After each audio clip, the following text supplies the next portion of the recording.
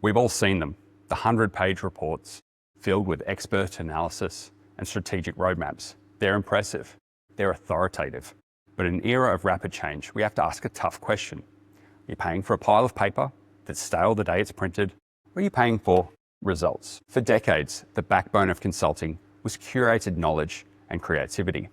But that model's being turned upside down. In a world where AI can draft documents and design systems, the value of pure information is asymptoting down to zero. Given the pace of AI, it's not inconceivable that in the near future, an 8-year-old will be able to design a GMP manufacturing platform between Bluey episodes. So if knowledge and creativity are becoming commodities, what is left?